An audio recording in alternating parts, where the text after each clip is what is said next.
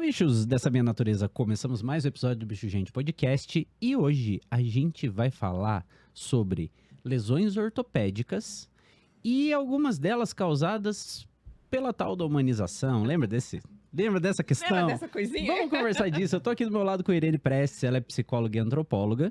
Oi, gente. E como nosso convidado especial, eu tenho Carlos Leandro Henneman. Eu vou ler a ficha, eu tive que anotar, né? Porque a ficha do cara é top. Tá exagerada a ficha. Graduação em Medicina Veterinária pela UFPR, pós-graduado em Clínica Médica e Cirúrgica pela UTP, pós-graduado em Ortopedia pela USP, aperfeiçoamento em Neurologia e Neurocirurgia pela Unesp, Jabuticabal, mestrado em Ortopedia pela PUC-PR, diretor do Hospital Veterinário Ales Blau. Leandro, quer me operar?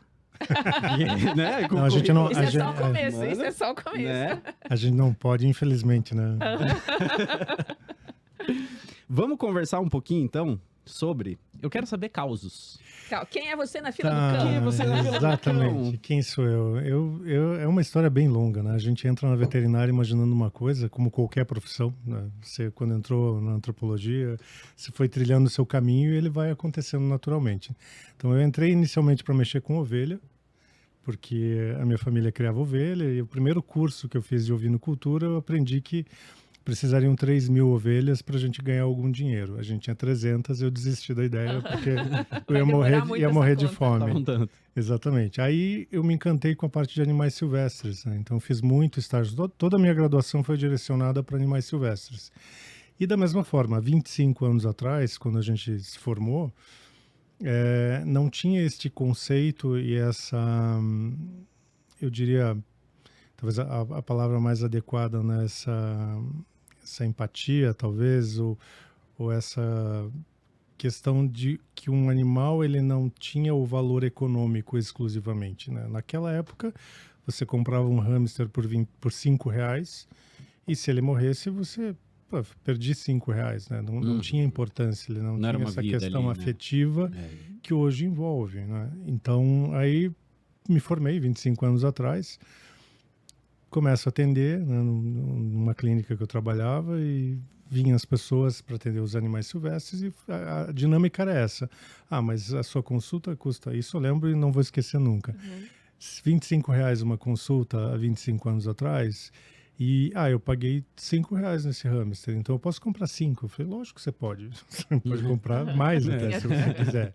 Só que você não está pagando proporcional ao que o animal vale monetariamente. Você está pagando por uma pessoa que vem se dedicando a esse estudo, a poder entender o que está acontecendo e tentar resolver o problema dele para impedir que você acabe ou causando um problema para o hamster ou acabar matando ele.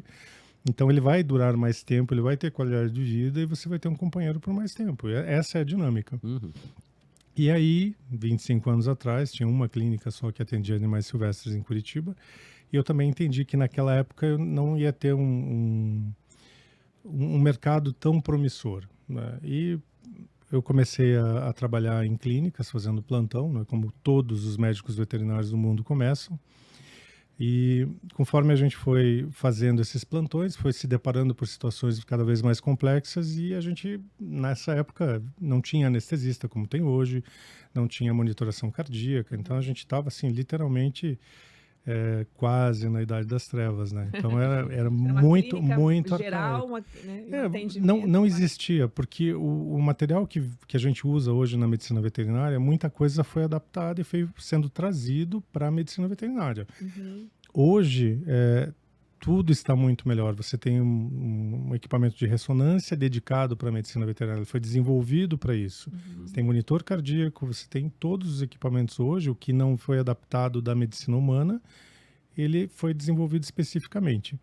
Há 25 anos atrás, não existia. Eu brinco. Né? E é uma coisa de época, não é porque o professor era ruim ou porque não tinha infraestrutura, não existiam algumas coisas. Então, eu tive uma aula durante a graduação inteira de anestesia inalatória que foi a apresentação da máquina. Olha, esta aqui é a máquina, o ar entra aqui, sai aqui, e foi a aula de anestesia inalatória. Então, você sai formado em medicina veterinária com muito conhecimento teórico e pouco conhecimento prático. E aí eu fui Ajustando. galgando esses degraus, né, atendendo esses pacientes mais complexos. E nessa época, às vezes, você está sozinho de noite. Não existia celular, que é uma coisa engraçada, né? Você falar para a pessoa que você começou a trabalhar e não tinha celular. Então, não tinha celular. Eu tinha um pager, que era um bip, que o cliente ligava para uma central, avisava que tinha um problema, daí eu ligava para o cliente para combinar o horário para ele ir para a clínica. Então, é uma dinâmica completamente diferente do que a gente tem hoje. Então, eu chegava, às vezes, na clínica, tinha um paciente que tinha sido perfurado por uma barra dessas grades de ponta de flecha. Aí você sozinho, não tinha anestesista, não tinha como avisar o outro veterinário do hospital, às vezes da clínica que você trabalhava. Você tinha que anestesiar, operar, monitorar e fazer tudo. Tudo sozinho. Sim. Absolutamente empírico, né? Então você fazia o uso de tudo que você tinha aprendido na teoria, você começou a colocar na prática.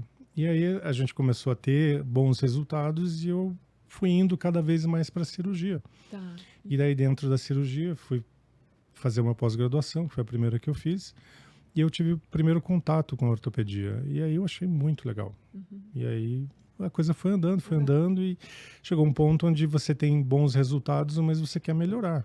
Que é o que acontece com qualquer profissão, com qualquer coisa, qualquer atividade que você desempenhe. Total. Você vai chegar num ponto onde você vai precisar, olha, eu preciso de alguém que tenha um técnico mesmo, que ele vai te dar um coach, ou seja lá quem for, ele vai te dar condições para você ir além da onde você está. Então, essa foi a minha história dentro E as da escolhas medicina que você veterinária. foi fazendo, passou por aí também. As escolhas, eu acho uma coisa importante, eu sempre comento com os meus estagiários. A gente vê muito vídeo motivacional em internet e Instagram e coisas que o valham, né? Então, o que foi a minha motivação? Eu olho onde tem a melhor estrutura, o melhor profissional na área que eu quero aprender. E eu não fico no mesmo lugar o tempo inteiro. Então, você viu pelo breve histórico do currículo. Então, eu sou da Federal, eu passei pela Tuiuti, passei pela PUC, passei pela Unesp, passei pela USP. Completamente diferente, né? Porque as pessoas têm abordagens diferentes. A técnica, às vezes, é a mesma, mas é uma abordagem um pouco diferente. E isso vai construindo o teu conhecimento para você conseguir resolver. Eu fiz estágio na Itaipu Nacional, com animais silvestres, no Parque das Aves, com aves lá em Foz do Iguaçu, Zoológico de Sorocaba, no interior de São Paulo. Então, também fiz com animais de produção. Então, você tem que experimentar tudo para você saber o que mais te conforta, o que mais te completa, né? E a partir daí você vai. E daí você adquire o seu estilo de trabalho, sim, né? sim. E pode aprimorar daí, que acho que foi esse caminho que você fez nesses... Foram praticamente 3, 4 anos trabalhando como plantonista, porque aí você vai conhecendo o mercado. Sim. Hoje a gente tem uma dinâmica, então, quando a gente fala aqui, pelo amor de Deus, né, não é uma crítica destrutiva, ninguém aponta dedo para ninguém e fala que as coisas estão erradas. Hoje, na nossa área, a gente tem uma carência de bons clínicos. O que é o bom clínico, né? É aquele cara que tem muito tempo de chão, dentro de ambulatório, dentro de clínica, fazendo atendimento ao cliente, averiguando desde uma unha encravada, uma unha quebrada, até um quadro mais grave, uma piometra, às vezes uma fratura, coisas do gênero. Então, você não tem mais esse indivíduo para fazer a triagem desses pacientes, né? Porque hoje o que as pessoas querem? Eles querem, assim que saem da universidade, a intenção de todos é você se especializar. Mas aí você não tem essa base clínica importante. Então, hoje, eu sou ortopedista, mas eu tenho pelo menos 15 anos de clínica médica nas costas, né? E cirurgia geral. Então, se você não entende como uma pele cicatriza e como um organismo se comporta, você não tem condições de operar com...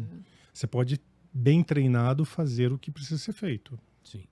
Isso com todo respeito, né?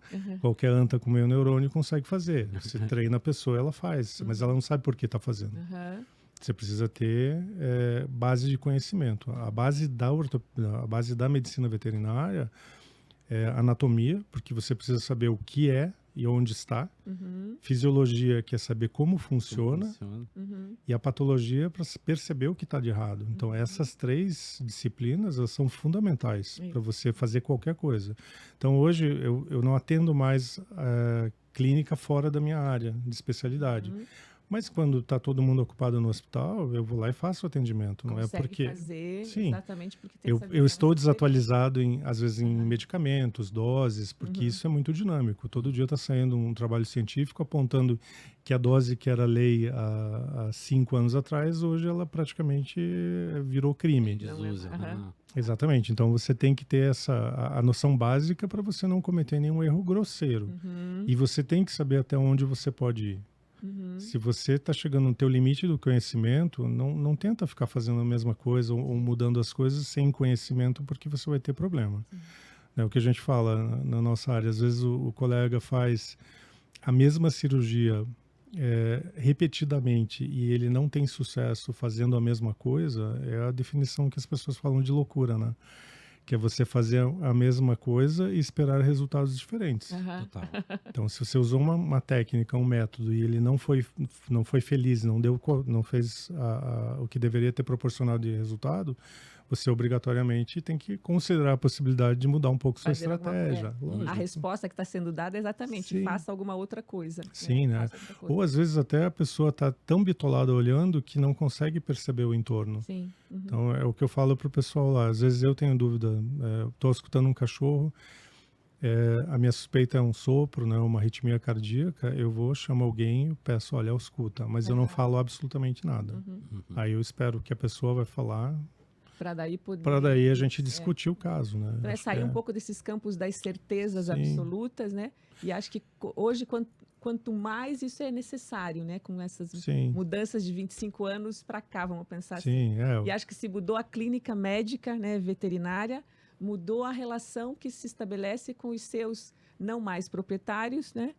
Tutores, né? Ou pais de pets, né? Então, isso agora também... familiares, né? E familiares, né? Então, acho que esse é um outro ingrediente que tomou para vocês, médicos veterinários, né? Uma outra atitude clínica, né? Para trabalhar com essa família, né? Ele pegou um viés que a gente, pelo menos a minha geração, não foi treinada para isso. Isso é uma coisa que é um exercício de educação, respeito, tolerância, empatia que a gente tem que ter, né? Então, os meus professores, sem citar nomes, até a parte de analgesia, eles falavam assim, olha, não é bom é bom que o paciente sinta um pouco de dor, porque daí ele não estraga a cirurgia. Isso caiu completamente por terra, né? Então, é completamente errado. E a gente pega lá, 25 anos atrás, cachorro ficava no quintal, amarrado numa corrente ou num canil e ponto final. Hoje ele está dentro de casa. Na cama. Eu não tenho absolutamente nada contra, né? Então, a gente fala, né? A gente está conversando aqui, é uma opinião de pessoas. Isso. A pessoa pode concordar, pode discordar, mas a gente não vai brigar por causa disso. Mas a gente entende, né, hoje, Leandro, que essas relações, né, entre os humanos e os não humanos, né, são relações muito distintas do que eram há 25 ou talvez 15 anos atrás, né? E que isso tem efeitos, né? E tem efeitos nas práticas médicas, na prática psicológica. Então, hoje eu recebo no consultório pessoas humanas que estão discutindo questões com os não humanos, né? Com os seus pets, né? Domiciliados. E que isso faz parte dos conflitos, né? Relacionais dentro da família, né? E coisa que há 25 anos também não era assim, né? Se eu penso na minha clínica psicológica, não era assim, né? E aí, como que nós estamos lidando com isso atualmente, frente a essas relações que estão tão próximas ao ponto de que esses animais acabam estando nesse lugar muito colado ao lugar humano, né? Viram filhos e eles são e não são, né? Mais ou menos um filho, mas não é. Tem diferenças nessas eles relações. Figuram como, né, em questão de amor, afetividade, né? É um amor incondicional dos animais, sem sombra de dúvida. As pessoas que amam o seu mascote, ali, o seu cachorro, o seu gato, também é incondicional isso, né? Mas o grande problema, assim, eu não diria nenhum problema, eu diria uma grande diferença. A gente está falando de uma espécie e de outra espécie. Isso, essa é boa. Agora a tem questão diferenças aí? Como exatamente, é que é isso? você não pode pegar um animal que evoluiu ao longo da escala evolutiva da vida, né? Então, você pegar quem é o cachorro de hoje, é o lobo, é o canídeo, que é um animal silvestre, né? O cão silvestres de milhares de anos, que foi se aproximando do humano, foi domesticado e ele foi... As principais raças hoje, elas têm aptidões. Então, você quer um cachorro para pastoreio, você não vai pegar um York. Você quer um cachorro de guarda, você não vai pegar um Maltese. Você quer um cachorro de companhia, não que não possa, cada um pode fazer o que quiser, mas você não vai pegar um Mastiff para companhia de ficar dentro de casa, porque vai contra as predisposições de cada raça. Né? E aí entra justamente essa questão que a gente estava conversando aqui antes de iniciar o bate-papo.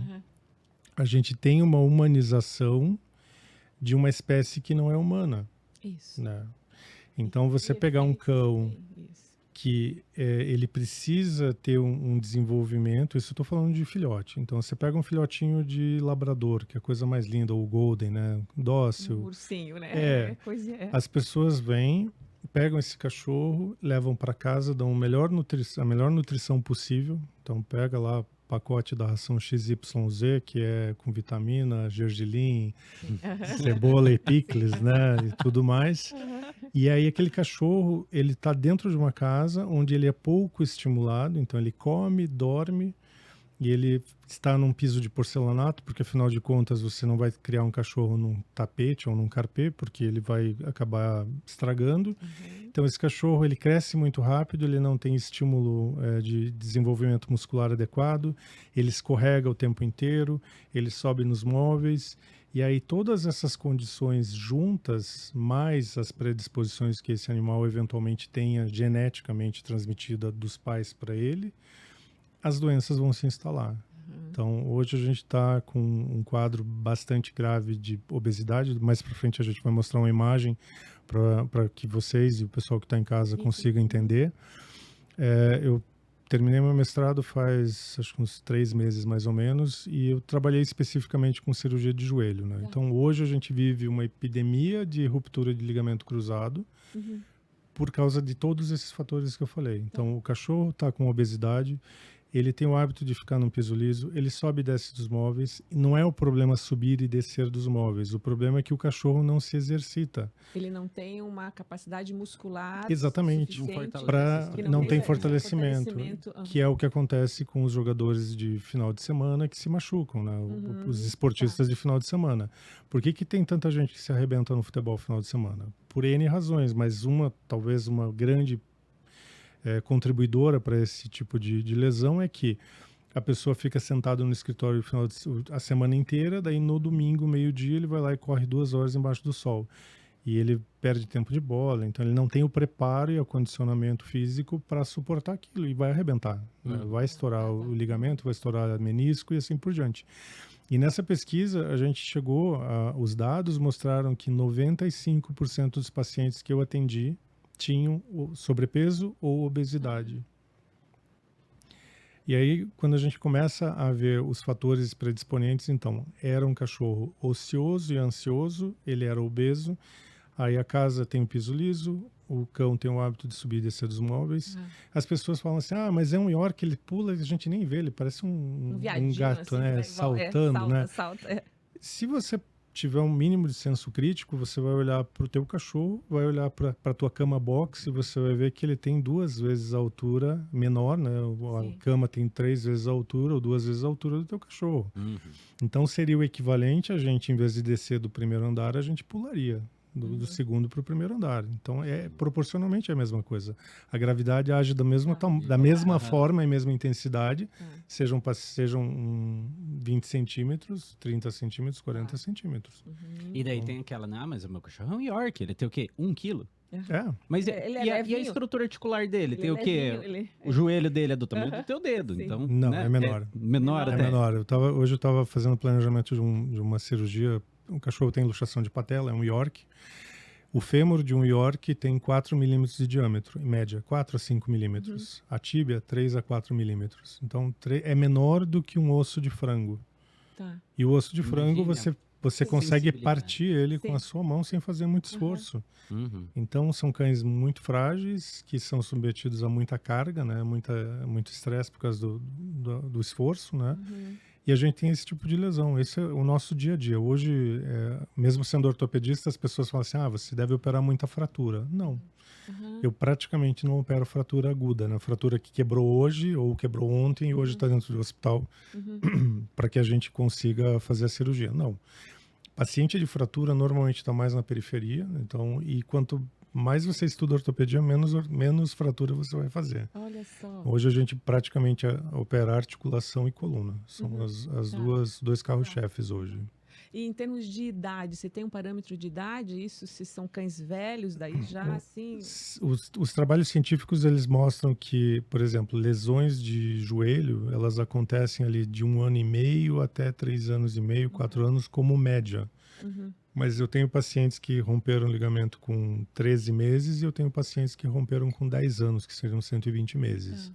Então, isso varia muito, né? E a minha amostra também é uma amostra que não eu diria que ela é viciada, porque quem procura ortopedista é quando o cachorro está mancando. Né? Você tinha comentado mais cedo a respeito de dor, né?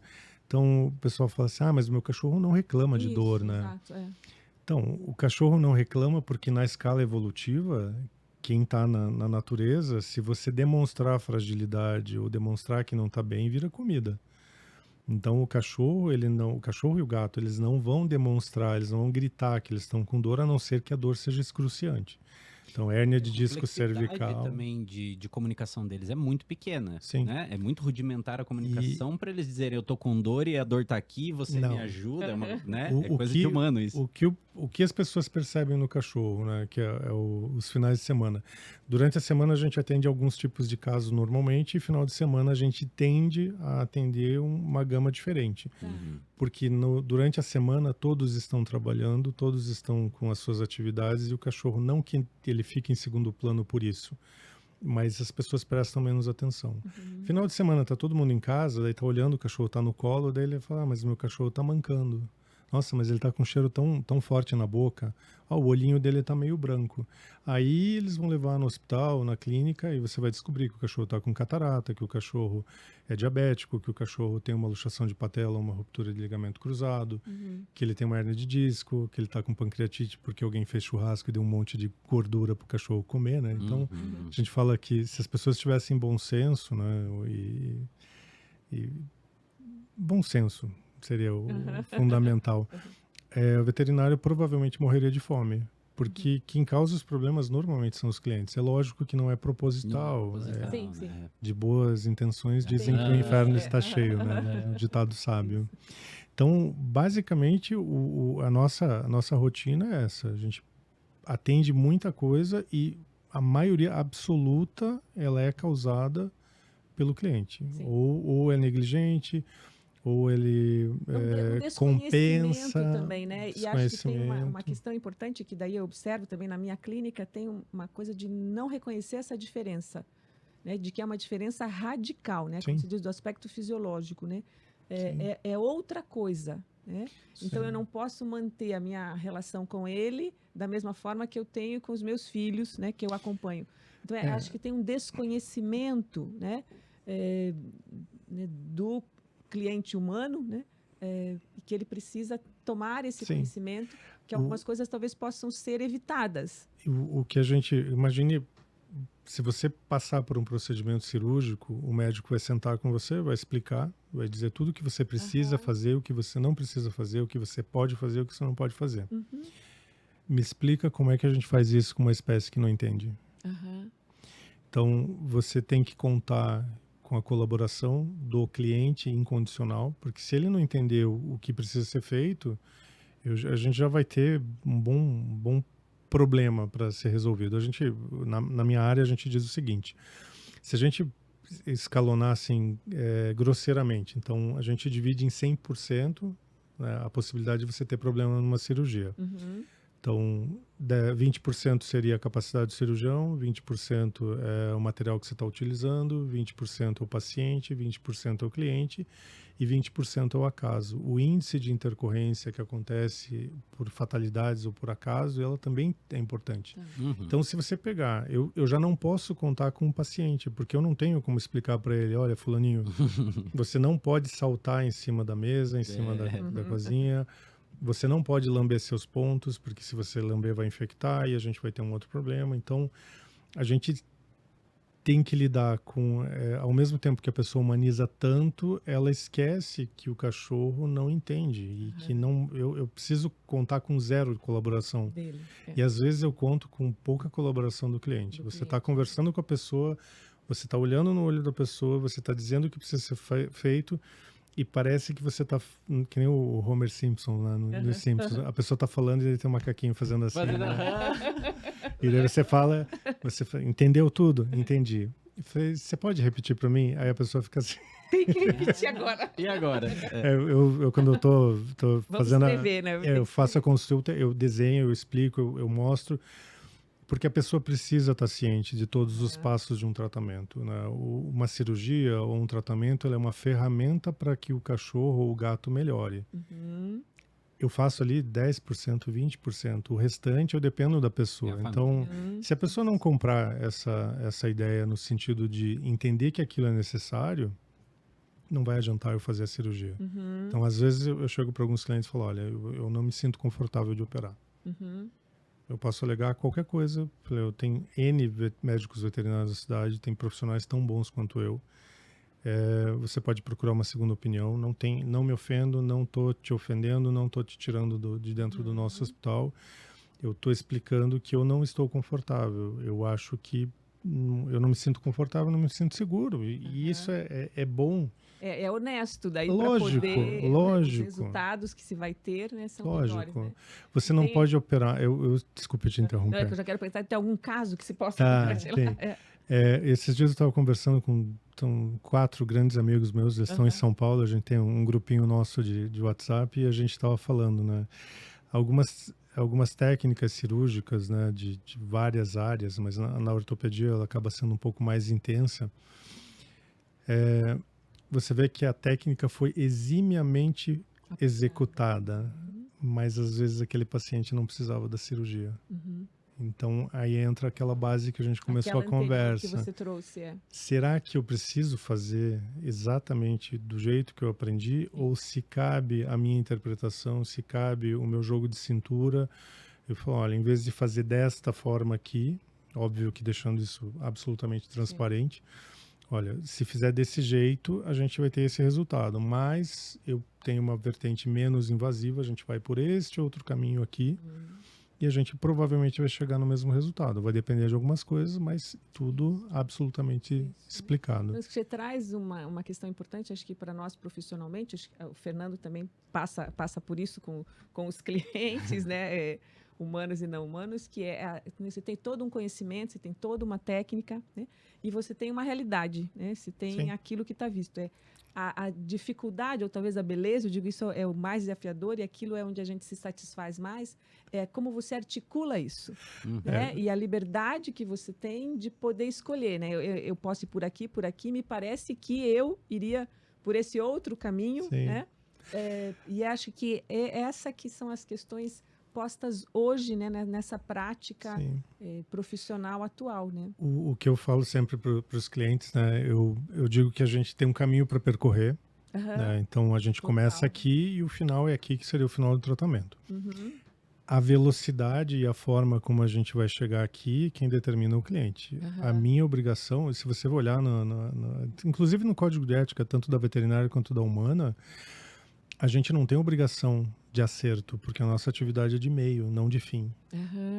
Então, eu falo para o cliente, olha, o ideal seria que nós acertássemos o diagnóstico sempre e que a gente propusesse o melhor tratamento, o mais adequado para aquele paciente daquela forma e a gente tivesse a colaboração do cliente. Então, a velocidade e o que a gente vai cumprir esse espaço, quem determina é você. A minha obrigação como técnico da área é te orientar e dizer o leque de possibilidades. Eu não posso te obrigar. E eu falo também, sempre falo com os clientes e digo assim, olha, existe um mundo ideal e existe um mundo que a gente vive. Então, no mundo ideal, o que a gente faria? Eu tenho uma suspeita de lesão neurológica, eu vou pedir uma ressonância. Mas uma ressonância hoje, dinheiro de hoje, a gente está falando de R$2.000, mais exames pré-operatórios, pré-anestésicos. Dependendo da idade do paciente, a gente está falando do cliente investir de R$2.000 a R$3.000 em diagnóstico. Depois você vai ter, e todo o exame que nós propomos, na verdade, é uma grande pergunta. Então, se eu solicito uma ressonância, uma tomografia, eu estou fazendo uma pergunta que este exame vai me responder. E o que eu vou fazer com essa pergunta, né, com essa resposta? Então, eu vou chegar para o cliente falando, muito bem, então eu fiz a ressonância, tem uma hernia de disco que eu preciso operar. Daí o cliente vai falar, olha, eu não tenho dinheiro para operar. E aí faz o quê? Como faz? Entende? E aí entra uma outra, mas para um outro momento, uma outra conversa. Por que a nossa profissão, né, a medicina veterinária, tem um índice tão alto de suicídio e burnout? Porque você tem o cliente que às vezes tem condições e não quer fazer. Você tem o paciente que tem condições e vai ficar bom e o cliente não quer investir. Você tem o paciente que não vai ficar bom e ele infelizmente vai morrer e o cliente quer fazer de tudo. Tem o cliente que não está nem aí para nada. O cachorro para ele é um status, né? Para passear no parque e mostrar para os amiguinhos, né? Então, quando fica velho já perde aquele formato da raça e daí a beleza, exatamente. Então essa discrepância de pesos e importâncias vai minando a cabeça do veterinário. Sim, acredito que sim. E chega um momento que o cara não aguenta. Porque ele vê, né? Ele tem esse olhar, ele sabe tudo. Você tem empatia, você quer ajudar, você foi treinado para isso. E na medicina humana não existe, pelo menos não no Brasil, né, a eutanásia, né? E na medicina veterinária você tem a possibilidade de fazer eutanásia, né? E essa é uma decisão muito pesada para você propor e para você fazer, porque você não foi treinado para isso. Então, a gente tem uma maneira bem diferente de lidar com isso no hospital. Normalmente é uma decisão que a gente não toma sozinho, é um consenso. Tem que ter pelo menos 3 veterinários que sentam e discutem o caso e realmente chegam aqui, não tem mais conclusão, não tem mais possibilidade de tratamento. Aí, nesse momento, a gente vai conversar com a pessoa e de uma forma muito delicada, a gente fala, olha, não tem mais o que ser feito, de agora em diante é gasto e desgaste.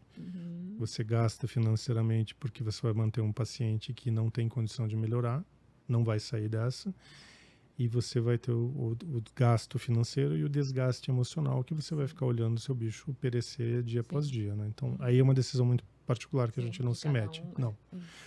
E ninguém é obrigado a fazer. E tomar a responsabilidade. Né? Acho que desde o começo, acho que ao longo da tua experiência, você vem dizendo que você foi tomando a sua responsabilidade ao longo da sua carreira e hoje aplica isso no seu trabalho. Mas vamos voltar lá? Sim. Algum caso? Um caso? Eu trouxe um. Você trouxe um caso bem bacana. Vai falar outra coisa, depois você fala essa. Aí eu vou me perder. Eu deixo. Não, fica tranquila. Bom, o que eu mandei 2 imagens, né? É uma imagem de um cachorro, então só para conceituar. É um cachorro considerado de raça toy, então os autores reconhecem ou admitem como raças toy. Alguns autores dizem que são cães de até 2 quilos e alguns cães admitem até uns 4 quilos.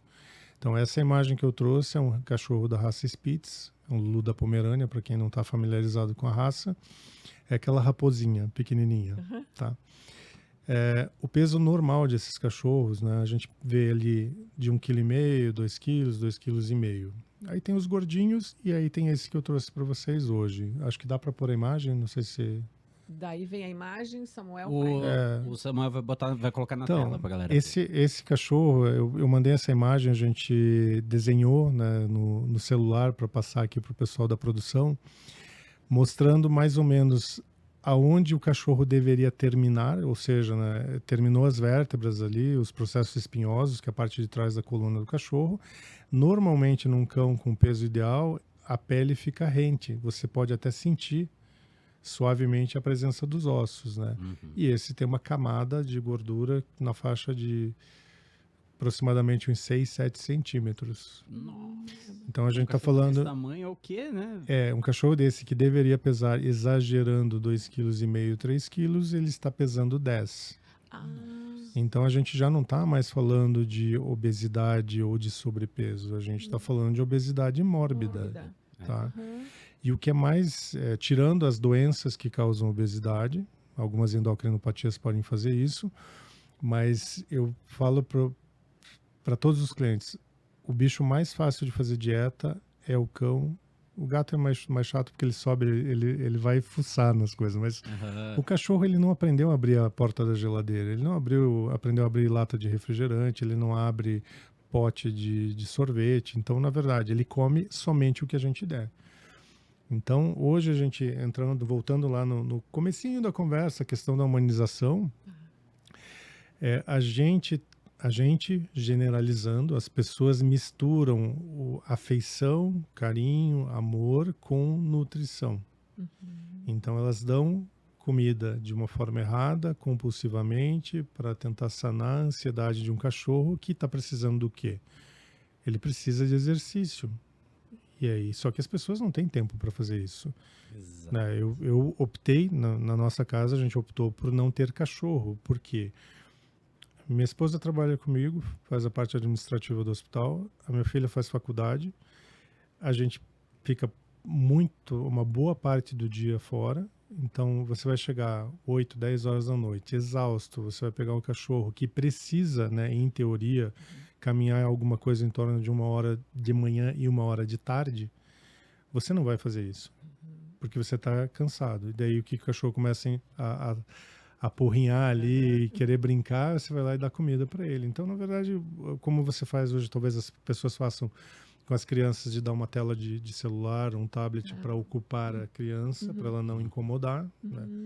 Estou fazendo um comparativo bem grosseiro e, mais uma vez, sem conhecimento, né? Eu estou fazendo uma comparação e talvez não seja mais adequada, mas é mais ou menos isso. Mas a relação é boa, porque na realidade do adestramento, uma das reclamações que eu mais vejo é: comida tá aqui, isso de cachorros ansiosos. Sim. A comida tá aí o dia inteiro. E o bicho não come, não quer comer, parece que vai fazer uma greve de fome. E já chegou a ficar 6 horas em jejum. 6 horas. 6 horas em jejum? Daí, quando chegou nisso, pra não dar nenhum problema, eu fui lá e piquei um franguinho. Aí o que ele fez? Foi lá e só comeu o franguinho. Deixou a ração. Porque... Aí a pessoa usa as bases do conhecimento humano, né? Tipo essa coisa de tirar a ansiedade dando a comida. Você pode diminuir a ansiedade de um outro ser humano dando um bombom. Sim. Né? Sim. Porque tem todo o simbolismo, tem todo o sentimental complexo e tal. Pro cachorro, não. Pro cachorro você vai dar uma sensação de satisfação imediata, então ele vai reduzir a ansiedade naquele momento. Só que todo o combustível dele continua, o interesse pela atividade continua. Então ele acalma um pouquinho, vai lá e destrói a mesma coisa. Vai lá e faz um negócio, vai lá e fica, né? E as pessoas realmente estão se perdendo nessa questão e os cães estão comendo. Sofrendo sobrando em gordura, em falta de mobilidade. Na pandemia a gente teve um aumento da quantidade de cães e gatos nos domicílios porque as pessoas estavam ali o dia inteiro, não podiam sair, precisavam de uma válvula de escape e o cachorro foi uma excelente válvula de escape, né? Eu sou suspeito para falar, né? Mas realmente eles foram importantes. Só que aí a gente saiu da pandemia e os cachorros não saíram da pandemia. O comportamento permanece. Então a pessoa está com o cachorro fechado dentro de casa. Imagine, é quase como se a pessoa tivesse uma prisão. Você fica restrito, você só tem aquela ansiedade de separação, que é uma coisa que é muito comum. O cachorro começa a ficar nervoso porque está o horário da pessoa sair ou está o horário da pessoa chegar. Então tudo está errado. A imagem já está no ponto lá? Já passou? A imagem tá sendo editada ao vivo, daí ela passa em tela cheia. Ah, então tá bom. Então só me avisem quando ela estiver na tela que daí eu explico. Pode colocar de novo, Samuca? Senão vai ficar sem explicação. Manda bala, pode falar. Tá na tela? Então tá. Então, fazendo de conta que eu tô vendo, mas eu lembro que eu fiz... Sim, nós também vimos. Eu peguei... Esse é um exame radiográfico. A gente foi fazer uma radiografia para avaliar a articulação do paciente. E nessa avaliação, a gente pode ver a silhueta do paciente no exame. Então eu fiz uma linha amarela, que é onde o cachorro deveria terminar, e aonde tem a linha vermelha é o tamanho que ele está nesse momento. Então é muito impressionante. E isso, lógico, esse cachorro é um extremo, mas todos os cães que a gente tem feito raio-x de pelve, a gente tem visto coisas em maior grau, menor grau, mas é mais ou menos por aí. Padrão, né? É um exagero, e a sobrecarga que isso tudo está causando, embora a gordura seja mais leve que a água, você tem sobrecarga articular, você tem sobrecarga na coluna, você tem sobrecarga no coração. Então, a pessoa ama o cachorro, quer que ele viva muito. Esse cachorro, eu espero que eu esteja errado, mas esse cachorro não vai chegar nos 10 anos. Uhum. Ele tem 1 ano. Ah, é novinho. Novinho. Então, esse cachorro tem um potencial de não chegar aos 10 anos. E é uma raça que vive tranquilamente 16, 17 anos. Se não tiver nenhuma intercorrência grave, você vai ter um cachorro aí por 15, 16 anos. Então, esse excesso de amor, esse excesso de humanização está trazendo prejuízo para os bichos. Sim. E outra coisa que eu tenho percebido, assim, a dificuldade das pessoas lidarem com a perda de um cachorro. Sim. Né? Isso também é uma coisa que, recentemente, a gente teve um episódio muito difícil de lidar. Foi uma família que perdeu o cachorro, né? Não vamos entrar no mérito, mas houve a perda. E a pessoa chegou assim, como é que vocês mataram meu cachorro? Eu falo para os clientes, né? Eu falo, olha, a gente não sai de manhã cedo e fala assim, olha, eu vou matar um cachorro hoje só para ferrar com a vida de alguém. Não é assim que a coisa funciona, né? O cachorro que morre, ele não morreu na sua mão naquela hora, com algumas exceções, né? Às vezes uma intercorrência cirúrgica, mas estou dizendo, um cachorro que chega passando mal no hospital, ele vem passando mal, né? E aquilo que a gente falou deles não vocalizarem, deles não demonstrarem, o cachorro ele sofre quieto e calado, e por isso que a empatia do humano fica tão alta, tão intensa. Porque a pessoa sente muita empatia por quem não reclama, por quem sofre de forma resiliente. Calado, isso, Então, o cachorro, pela natureza de se preservar e de se poupar, se ele estivesse na natureza e demonstrasse fraqueza, ele viraria comida. Presa fácil. Presa fácil. Então, ele vai indo até onde ele aguenta. Quando chega ao ponto onde o organismo dele não suporta mais, ele sucumbe. Aí é aquele cachorro que chega com parada cardíaca, parada respiratória, ou com muita dificuldade de se locomover. Então, esses são os pacientes que eles não morrem na hora que chegam no hospital. Eles vêm morrendo há muito tempo, só que a pessoa não percebe. E casos graves, às vezes eles dão entrada de manhã cedo, a gente colhe o sangue, começa a fazer os exames. Antes de você ter o resultado do laboratório, o cachorro morreu. Então, não dá tempo de descobrir o que ele tinha. Não dá, é impossível. A gente trabalha, eu diria hoje, com algumas exceções, a gente trabalha quase com medicina de guerra, porque você pega um paciente tão mal, tão ruim, tão deteriorado o estado dele, e eu não vejo como uma negligência, porque se o cliente tivesse consciência, ele não deixaria chegar nesse ponto. Então, é uma coisa que às vezes falta um pouco de percepção, né? Eu vejo isso entendendo que essa é uma relação de diferentes, né? Sim. Essa busca por compreender a natureza desse diferente na sua especificidade, né? Na sua singularidade, né?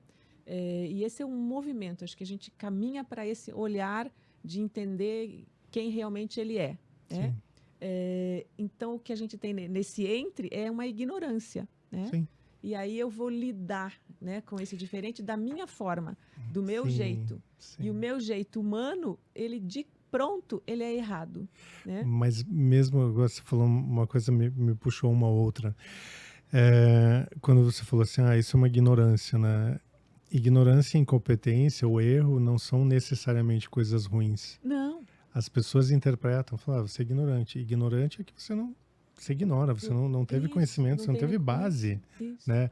Ou a questão de competência. Se você chegar para mim e falar assim, Leandro, você opera uma catarata de um cachorro, eu vou falar, não, eu não posso porque eu sou incompetente para fazer isso. Eu não tenho capacidade, eu não fui treinado para isso, eu não tenho equipamento para isso. E isso é uma coisa que a gente discute muito no hospital com os estagiários.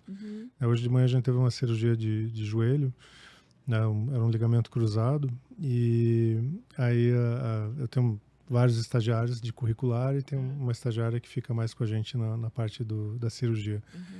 Eu falei, você separou o material? Ela, separei. Eu falei, e por que você escolheu esse? Eu escolhi esse por causa do peso, né? O produto, ele vem segmentado por categoria de peso, né? Eu falei, tudo bem, você viu as outras caixas? Daí ela pegou, é o mesmo peso. Eu falei, sim, é o mesmo peso. Ela, mas... Eu falei, por que você escolheu esse? Por que você não escolheu o outro? Ela, não sei. Eu falei, mas tá aí, tá escrito na caixa. Então, o que tá... Só como uma puxada, né? O que tá faltando às vezes é a pessoa parar um pouquinho, olhar, prestar atenção e perceber. E isso vale para qualquer coisa. E essa questão da obesidade dos cães é a mesma coisa.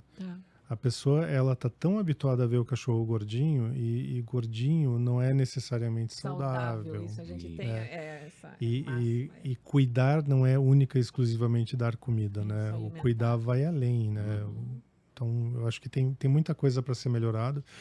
Eu sempre me preocupo muito quando a gente vem para um programa onde a gente vai dar opinião, é que vai ter as pessoas que vão querer me matar e vai ter as pessoas que vão me achar o máximo. As que não concordam. Porque eu faço feedback, eu peço sempre feedback de todo cliente que eu atendo, né? Então, eu já escutei assim, o Leandro é muito seco, mas ele resolve. O Leandro é quase grosso. Eu falei, gente, eu sou alemão, né? Então, o alemão é extremamente objetivo, a gente não lê entrelinha. Se você deixar uma coisa subentendida, perdeu, não vai rolar. Então, eu vou te falar o que você precisa saber. E uma coisa que você tinha perguntado antes, né, na formação, o que eu aprendi nesses 25 anos? Eu acho que a principal ensinamento, assim, ou principal percepção da minha, na minha carreira é que quando você é transparente e fala a verdade, você tem muito menos problema. Isso. E você ouvir a opinião do outro, né? Você coloca, né, eu colocaria a humildade, em trazer a opinião de outros para, a partir disso, decidir. Né? Então, independente da tua experiência, do teu conhecimento, poder ouvir um outro que possa te sinalizar algo, né? E a partir disso. Então, acho que você traz atitudes muito importantes na prática, no exercício profissional do médico veterinário. E talvez hoje, porque eu acho que realmente vocês vivem um momento bastante complexo, né, e de mudança de atitude profissional com relação ao exercício, né, dessa medicina. Né? A exigência está muito alta, isso. Sem sombra de dúvidas. Né? E talvez, eu não sei vocês, na área de vocês, mas eu acredito que seja... talvez tanto quanto a nossa. Então, hoje, o fato da velocidade da informação ser muito rápida, então, você tem um dinamismo que acelera. Hoje, vamos dar um exemplo, e exemplos, eles não são necessariamente nem certos, nem errados. Isso. Ilustram. Eu marquei um cardiologista ontem, fui fazer check-up, né? 50 nas costas, né? 50.0 melhorado, expandido. Falei pro meu médico, falei assim, olha, eu vim aqui porque eu não sinto nenhum problema, não tenho problema, mas 50 anos eu acho que a gente tem que começar a cuidar um pouquinho melhor do corpo. Aí eu fui lá, ele fez o exame clínico, pediu um monte de exame e me mandou. Se fosse dentro do nosso hospital, o que aconteceria? Chegaria um cachorro de manhã cedo, ele seria avaliado, identificou que é sopro ou tem uma arritmia ou qualquer problema cardíaco, a gente acionaria a equipe de cardio, a gente já faria os exames de sangue e ao meio-dia a gente já teria fechado o diagnóstico, já teria estabelecido o tratamento e o cachorro estaria liberado para casa. Nesse nível. Eu fui no médico ontem, aí eu vou levar provavelmente uma semana, 10 dias para fazer os exames. Aí eu vou marcar um retorno e aí eu vou ver o que eu vou ter que fazer de cuidado com a minha saúde. Isso, na veterinária, acabou virando alguma coisa... É uma competição, às vezes até entre hospitais, entre clínicas, né? Uma competição que não vejo como... eu interpreto ela como uma competição, porque você chegar num hospital e você resolver tudo e ser muito rápido e ter essa resposta muito rápida é um diferencial. Com certeza. É um senhor diferencial. Mas isso gera também no veterinário e no cliente uma expectativa. No cliente, expectativa, e no veterinário, a pressão, né? Sim, expectativa também, se você vai ter que operar aquele paciente ou não. Então, eu hoje, por questões óbvias, né, o meu celular está aqui do lado, eu não tô nem, eu virei ele de barriga para baixo. Tá proibida nesse momento. Ele tá no Vivacal, então todos os meus clientes sabem que o meu telefone, ele tá mudo, mas se ligar via operadora, ele vai tocar e eu vou atender. Sim. Então, eu me condicionei, porque senão você não dorme. A gente tem... O hospital funciona 24 horas, faz 25 anos que eu estou formado e faz 25 anos que eu durmo todas as noites e sobreaviso. Então, se precisar de uma emergência, eu vou levantar, vou fazer a cirurgia e depois volto a dormir. E isso gera essa pressão maluca. Tanto no cliente, ele quer a resposta rápido, porque o cachorro está passando mal e ninguém está... Na verdade, a gente não está perdendo tempo algum, é muito rápido mesmo. Eu digo, a minha área de especialidade, quando a gente pega um paciente com uma hernia de disco aguda, a gente consegue operar esse paciente em menos de 24 horas. Comparando, né, com a medicina humana... Sim, se você vai de um posto de saúde, você passa pelo clínico geral, depois vai para o especialista, aí vai marcar um exame, depois vai marcar 4 meses que a pessoa às vezes está sofrendo, está sentindo dor. Se você vai num hospital-escola de veterinária, a dinâmica é um pouco mais rápida do que a humana, mas é menos rápida ou mais lenta do que a nossa. Porque vai marcar com o professor, aí o professor vai atender mediante disponibilidade, daí ele vai solicitar, vai fazer o exame clínico, vai solicitar uma ressonância, uma tomografia, vai levar 3, 4 dias para ficar o resultado pronto. Então, nesse período de tempo... Você, às vezes, tem uma diferença muito grande entre o paciente voltar a caminhar e ficar paraplégico para sempre. Né? Então, eu acho que todas essas coisas que a gente está conversando aqui, com relação à humanização, com relação a essa velocidade absurda de você fechar o diagnóstico e você estabelecer o tratamento, né? É uma pressão para todos. Né? A gente não... Mas no quanto aí a medicina veterinária evoluiu, né? Ela não parou, né? Ela trabalhou drasticamente para poder atender... Proporcional ao que a gente tem hoje. Eu comecei falando de como eu entrei na veterinária, né? Então, quando eu lembro, assim... Com algum carinho os primeiros pacientes que a gente atendeu, né? Então, lá, 25 anos atrás, eu sentado no consultório explicando, né? Como vocês estão aqui? Imagina que vocês fossem clientes, estavam com o cachorro, a gente explicando e tal. Eu falei, olha, eu vou precisar de um hemograma. Daí a pessoa olhou para mim assim, mas um hemograma? Eu falei, mas você não é veterinário? Eu falei, sim, eu sou veterinário, mas eu não sou adivinho. Eu ainda não tenho. Minha bola de cristal, ela ficou em casa e ela está desregulada. Então, a gente saiu... de 25 anos, que é a minha experiência dentro da medicina veterinária, né, em clínica de pequenos. A gente saiu de... A gente mal conseguia solicitar um exame complementar, como ureia, creatinina, um hemograma, que hoje custam R$7 cada exame, R$6, alguma coisa nessa faixa de valor, para uma ressonância que custa R$2.100. Então, hoje a gente tem... Eu pude ver essa evolução e acompanhar, né, o quanto a valorização da profissão, ainda que a gente...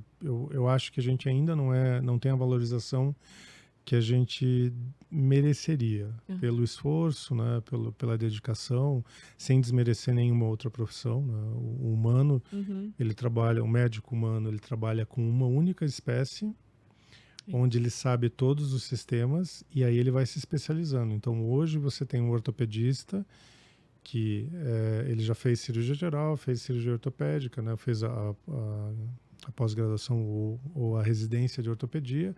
Ele fez uma segunda residência, às vezes ele tem uma subespecialidade que é cirurgia de mão.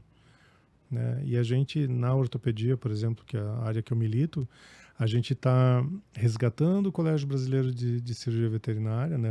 Aliás, a Sociedade Brasileira de Ortopedia Veterinária, e a gente ainda não tem nem o registro dela junto ao Conselho de Veterinária, então a gente não tem nem prova de especialista.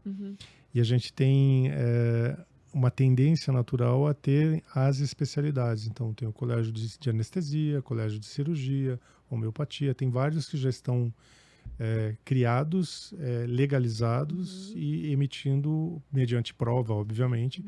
Então, acho que no futuro a medicina veterinária vai ser um divisor de águas entre os especialistas. Especialistas há algumas décadas, eles eram muito elitizados, eram normalmente professores. Hoje, eu vejo como a especialização uma coisa fundamental para que você tenha profissionais de boa qualidade. Mas você ainda precisa do clínico geral. Sim. Né? E essa visão do especialista, às vezes, é uma visão muito afunilada. Sim. Porque se você fez uma formação muito direcionada para uma área, você deixou de conhecer as outras. Todo, né? E o paciente vem, ele é integral, né? Ele não é um pedaço de alguma coisa. Eu preciso operar o joelho do cachorro, mas o coração dele está comprometido. Sim. Eu preciso usar um anti-inflamatório e eu preciso entender que eu não posso usar anti-inflamatório num paciente que tem problema renal. E assim sucessivamente. A gente tem N situações que a percepção hoje está um pouco superficial. Né? Então, eu cuido da minha área de especialidade e eu esqueço do resto. Né? Reduzindo ao erro, né? Sim. E não necessariamente dentro da especialidade. Então, ali dentro fez tudo certinho, mas... E às vezes até na conversa com o cliente, a gente vai conversando, né? Você falou a gente vai amadurecendo e vai pegando as técnicas, né? Então, às vezes eu pergunto a mesma coisa 3, 4 vezes de formas diferentes. Eu falo assim, putz, você falou agora, eu esqueci de anotar aqui no computador, o que você tinha falado mesmo? Então a gente pergunta, o que ele come? A sua ração. Aí você vai conversando, eu falei, putz, o meu cachorro adora esse petisquinho, né? E o teu? Nossa, ele adora também. Então, se ele adora, ele come. Ele come, isso. Ele come só a ração light. Por que ele tá gordinho assim? Ele faz exercício? Não, anda 1 hora por dia. Anda 1 hora por dia, ele come a ração certa e não come petisco. Né? Então, a gente parte do princípio que o cliente, às vezes, ele omite algumas coisas porque, às vezes, ele sente vergonha também. E isso é uma coisa difícil. Isso é do humano, né? Isso é do humano. A gente não conta tudo pro doutor. Sim. Você vai devagarinho, né? Tem que ir descobrindo. Tem que ir relaxando a pessoa, né? Tem que dizer assim, é normal fazer assim, se isso acontece. Eu já fiz assim, quando eu não sabia. É só uma questão de conhecimento e tal, né? Eu sofro com isso também. Muito. Tem que trabalhar com os duas espécies. Com os segredos das famílias. E acho que essa é uma questão que volta a colocar que essa relação interespécie. Né? Você ter esse olhar sobre, né, o diferente, né? É alguma coisa a mais, né? E a dificuldade que a gente percebe de alguns clientes lidarem com essa dinâmica dele talvez perceber que ele não soube conduzir muito bem a vida desse cachorro, desse gato. Ele gerou um problema para esse gato e ele tem dificuldade de admitir ou de entender isso. A medicina veterinária, a formação, né, a grade curricular da medicina veterinária tem algumas disciplinas, por exemplo, economia rural. Né? Economia, noções básicas de economia, mas é tão básico que ele não serve de verdade para muita coisa. A gente sente muita falta dessa visão, ou não é a gente trabalhar como psicólogo, mas a gente entender um pouquinho do viés para saber lidar com as situações. Ferramentas básicas. A negação, o luto, as fases do luto, são coisas que o veterinário não tem, não teve treinamento. Não teve ainda não. E essa uma das coisas que nós aqui no Bicho Gente, né, na família multiespécie, quando a gente pensou, né, nesse trabalho, nessa proposta, nas várias ações que a gente tem, a gente trabalha fundamentalmente com esses 3 eixos, né? A medicina veterinária, a psicologia e o adestramento comportamental positivo, né? Porque entendemos que é mais complexa essa relação, né? É diferente de você lidar com o humano, né? Então, eu, né, no consultório que lidava só com pessoas humanas, né? E na medida em que essa pessoa não humana vem fazer parte dessa relação, eu tenho que entender quem ele é. Né? Ele é Qual é o papel? Qual é o papel que ele interfere? Né? Então, eu preciso conhecê-lo.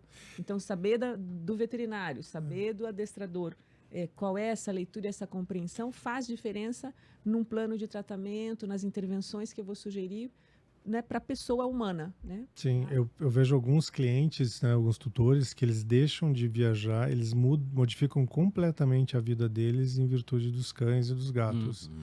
Então, o cão, o gato, ele é uma companhia. Ele é um bicho que te dá carinho e amor incondicional, mas ele não pode ser alguma coisa que te prejudique a tua vida ou desempenhar a sua vida, né? Então, eu vejo clientes que, ele só come se eu der na boca. Eu falei, tudo bem.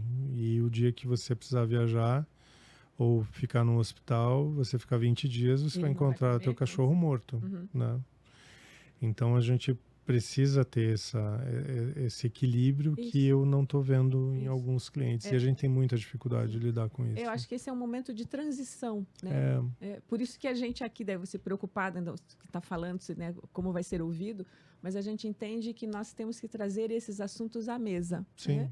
E discutir isso de uma forma aberta, honesta, né? Sem dar um direcionamento do que é certo. Né? É que o certo não é... Você sabe, isso, né? O certo é para cada um naquela situação, né? Mas a gente tem que falar, né? Você tem que começar a discutir essas questões. Né? Eu vejo, uma vez uma cliente falou assim para mim, você se incomoda se eu levar o meu cachorro para benzer? Eu falei, nem de nenhuma forma. Eu falei, eu só não vou ter dificuldade para saber quem ajudou mais, se foi o benzimento ou se fui eu. Então, a gente hoje tá num ponto onde talvez a gente não tenha tecnologias suficientes para mensurar algumas coisas. Tem muitas terapias alternativas que hoje elas ainda estão numa penumbra ali, porque a gente não sabe se elas efetivamente resolvem o problema ou se é uma impressão. Então, eu acho que muita coisa do que a gente está discutindo hoje vão se tornar trabalhos e pesquisas científicas sérias e que talvez daqui 50 anos alguém chegue e fale assim, olha, o cristal azul de quartzo resolve o problema de XYZ doença. Tá? Nesse momento, a gente não tem a segurança para a gente apostar exclusivamente em alguma coisa que a gente ainda não tem o conhecimento necessário para avaliar, né? Mensurar. E aí, crença é uma coisa e a ciência... Eu sou médico veterinário, então a gente é pesquisador, a gente é cientista. A gente precisa de fato, a gente precisa de comprovação científica para que a gente possa propor um tratamento adequado.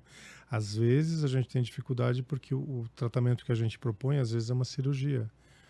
E a pessoa não quer fazer a cirurgia de jeito nenhum.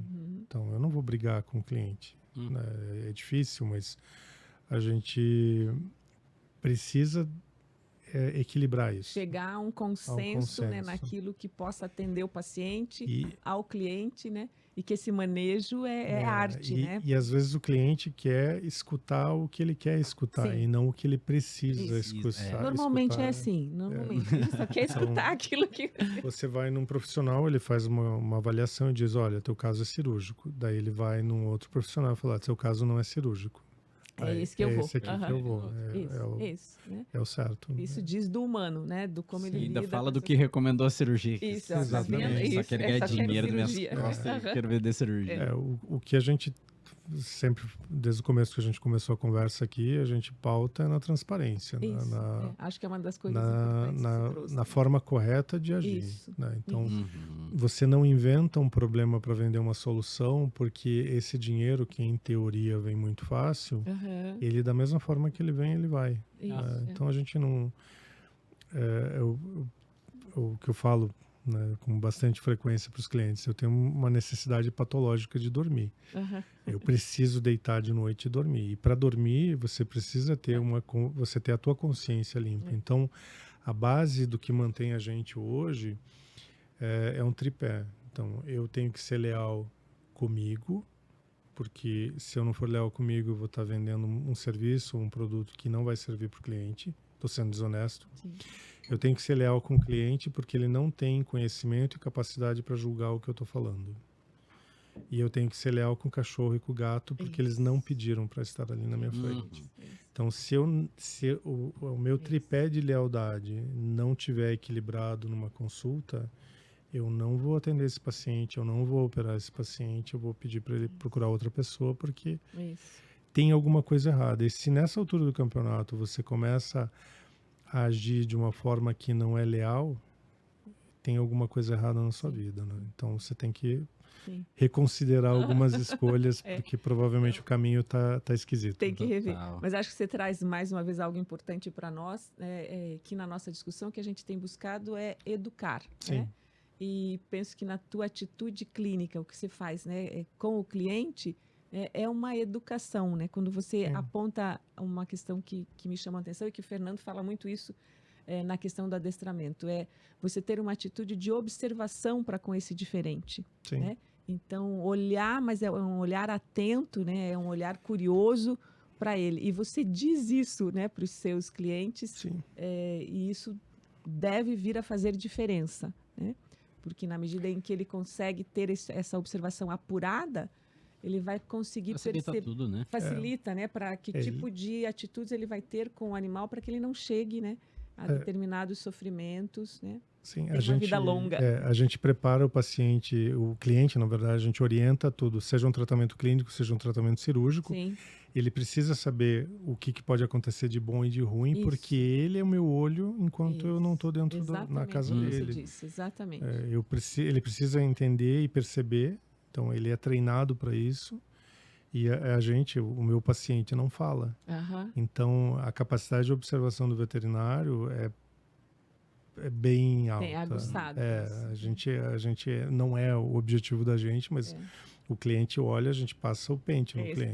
Você já sabe. Tá ali, Sim. Você já sabe até a relação, o jeito que ele segura o cachorro, a importância que ele dá para o cachorro. Então, eu sou ortopedista. Os clientes chegam. Ver O cliente chega e com o cachorro no colo, põe no chão, deixa ele à vontade, faz de conta que ele não está aqui e a gente vai conversar. Eu preciso entender o que você veio fazer aqui. Como é que você me achou? Por que você está aqui? Qual é a tua queixa? O que você acha? Se ele já passou por outra pessoa. Sim. Então, a gente precisa montar. A gente faz a montagem de quebra-cabeças. Né? A gente pega todas as pecinhas que a pessoa nos traz, a gente vai montando e aí chega num consenso, né? Ou pelo menos um norte. Isso. Tem vários clientes que às vezes vêm pra gente e falam, te indicaram porque você resolveu o problema do fulano. O problema do fulano era ortopédico. O teu é dermatológico. Né? Eu vou me dar 5 minutos, eu vou chamar alguém aqui do hospital que vai fazer, porque a pessoa está mais atualizada, né? A pessoa está mais familiarizada. Claro. Né? Eu brinco tem uma das veterinárias do hospital, ela está fazendo especialização em felino, né? Medicina felina. Eu fiz a medicina felina há muitos anos atrás, porque eu acho o gato muito legal. Né? Eu não clinico não faço a parte clínica do gato, mas a parte ortopédica. Mas eu fiz por conhecimento, porque era uma pós que demorava muito para abrir, e aí quando abriu eu acabei me matriculando e fazendo. Então a formação da gente, a gente vai... É o que você está dizendo desde um pouco, essa questão clínica de uma forma plena, né? E depois não afunilada. E não afunilada, né? E só uma curiosidade, a medicina felina, ela chegou mais recentemente, né? Sim, ela tá mais forte, eu diria aí de 2012 para cá, né? Se você pensar em tempo tempo que a medicina veterinária existe, né? Ela é um bebê ainda, está engatinhando. Então, o que é a medicina felina? A medicina felina é um clínico geral que se especializou em gatos. Tá? Então, ele entende de tudo um pouco dentro da espécie felina. Sim. E eu acredito que talvez, num futuro próximo, talvez vai ter o endocrinologista com uma vertente muito forte em gato. Talvez você tenha um gastroenterologista com uma subespecialidade, uma subespecialidade de medicina felina. Que a gente brinca, né? Que o gato é um extraterrestre que foi plantado na Terra. Porque nesse nível, ele tem uma característica de fisiologia, de cicatrização, que ao mesmo tempo que ele é resistente, extremamente resistente, às vezes coisas muito simples, super frágeis, acabam comprometendo muito a vida deles e eles acabam morrendo, né? Então, mas aí entra no que a gente começou a conversa. O que o gato é? O gato é um carnívoro por excelência. Então, o metabolismo energético dele sai especificamente da quebra da proteína animal que ele ingere.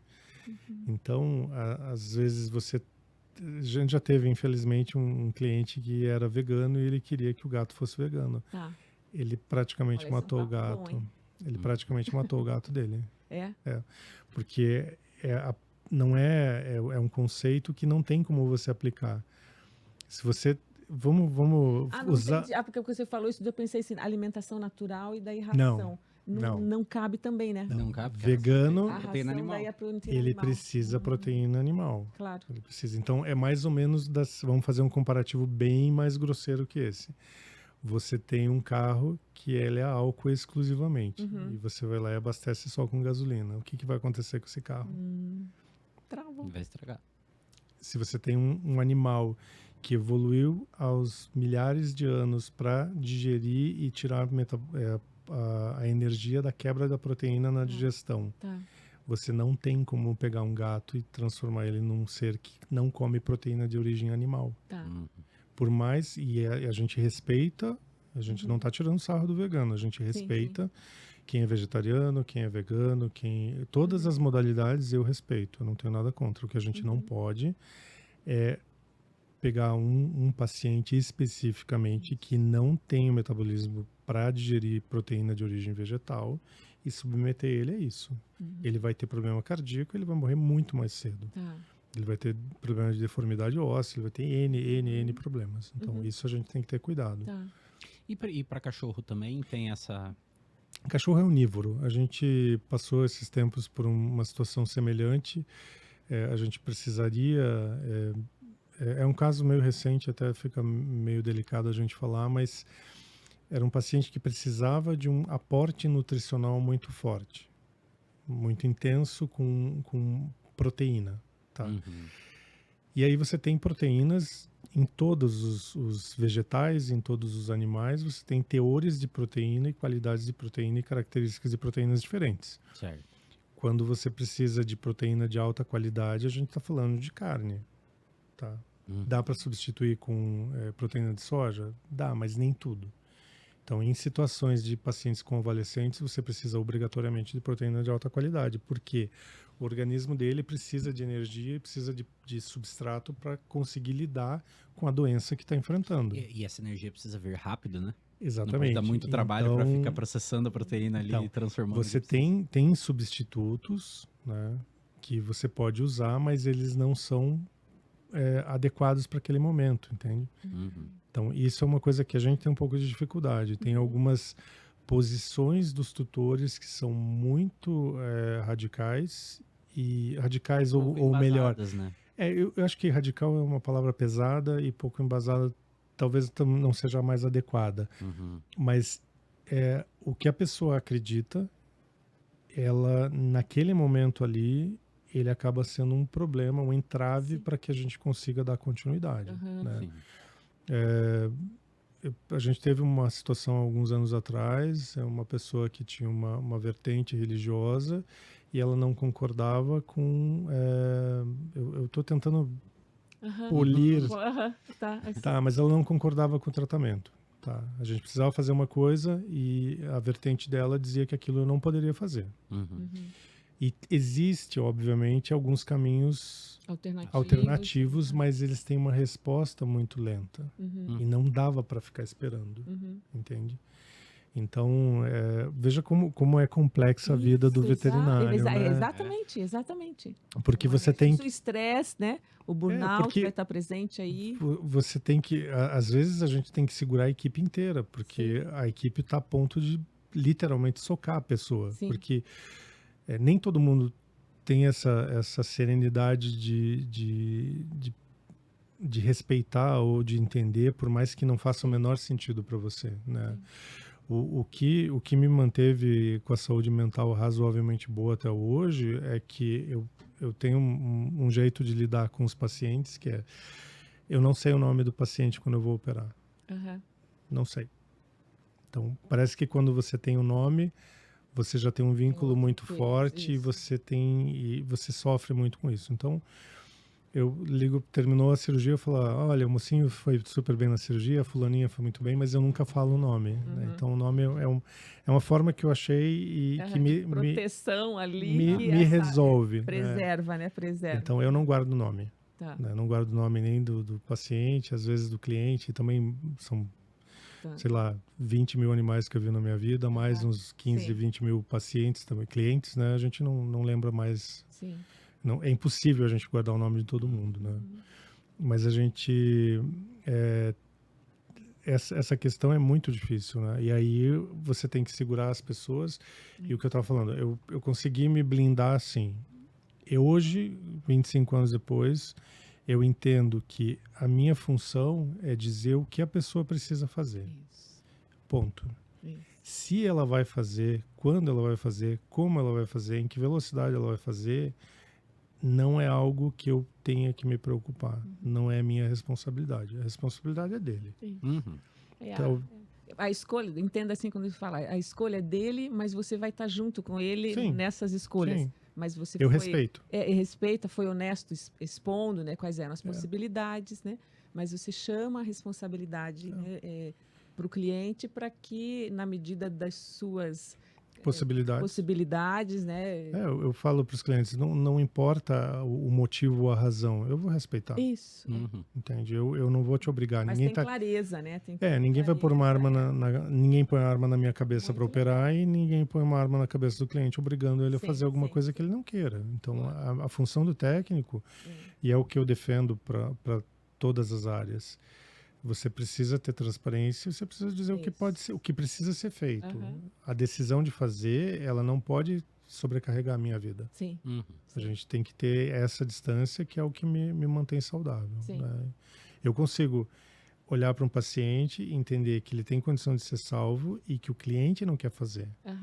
Talvez no futuro, com essas mudanças de política, talvez esse tipo de cliente que nitidamente ou está negligenciando ou tá fazendo praticamente um ato de maus tratos, talvez no futuro caiba ao médico veterinário fazer uma denúncia.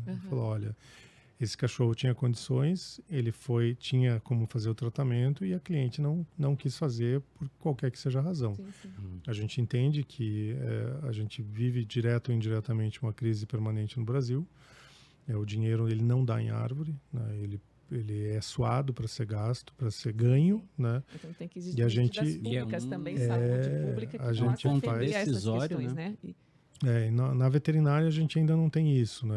Foi anunciado aí que vai existir, né? Vários candidatos estão anunciando um hospital público veterinário, e às vezes a gente até pensa, né? Tá, tudo bem, vão fazer, né? Alguns veterinários ficam muito preocupados, a gente vai ter concorrência desleal, alguns veterinários já sabe, a cabeça das pessoas ferve.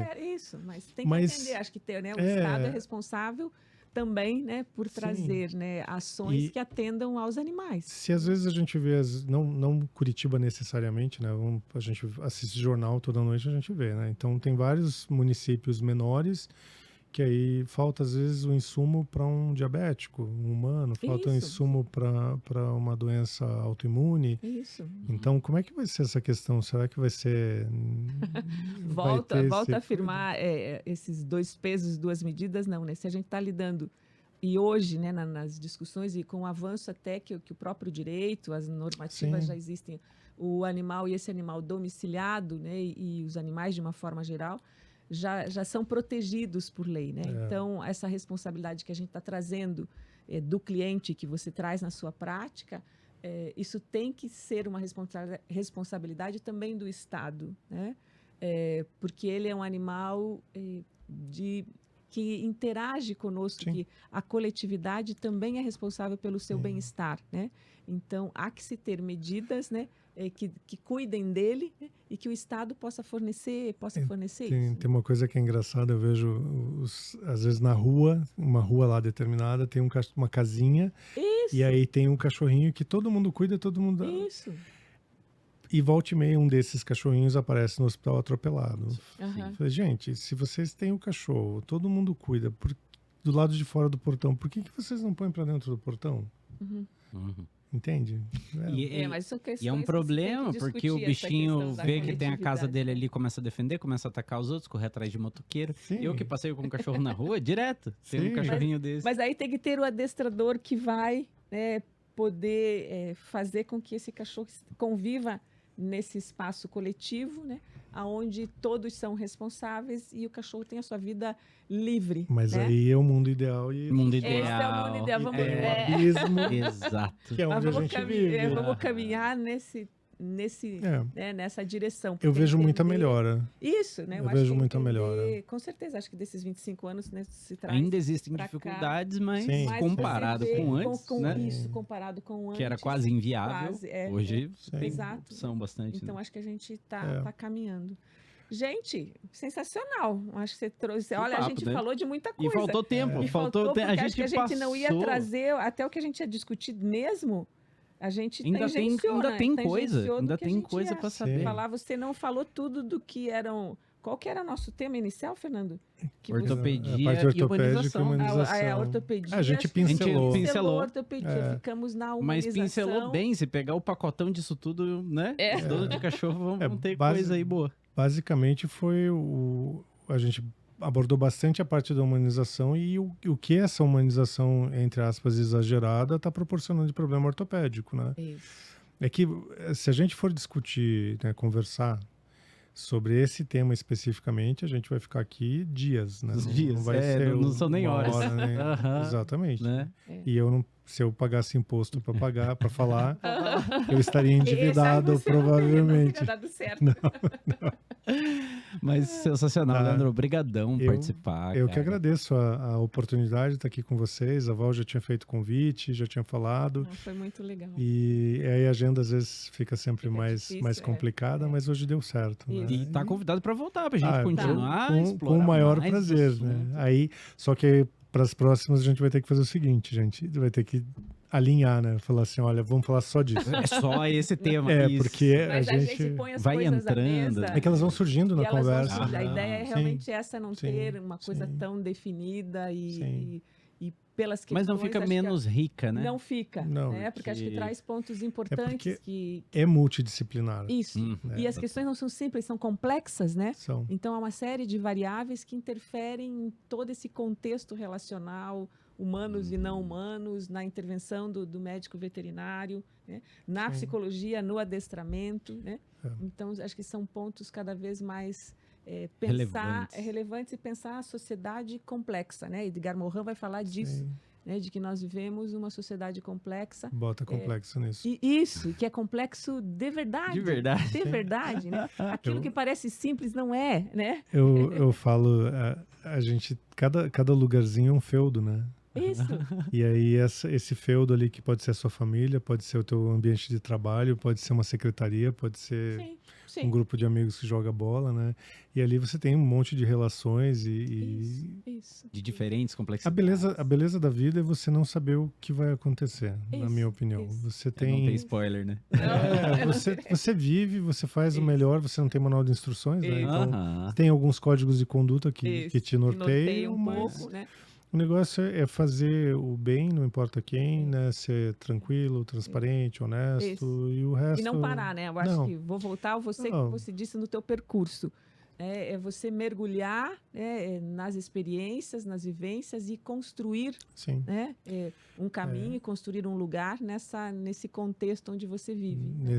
Eu acho que é isso sempre, né? 50 anos de vida, eu sem exagero aí, eu acho que praticamente metade foi estudando. É.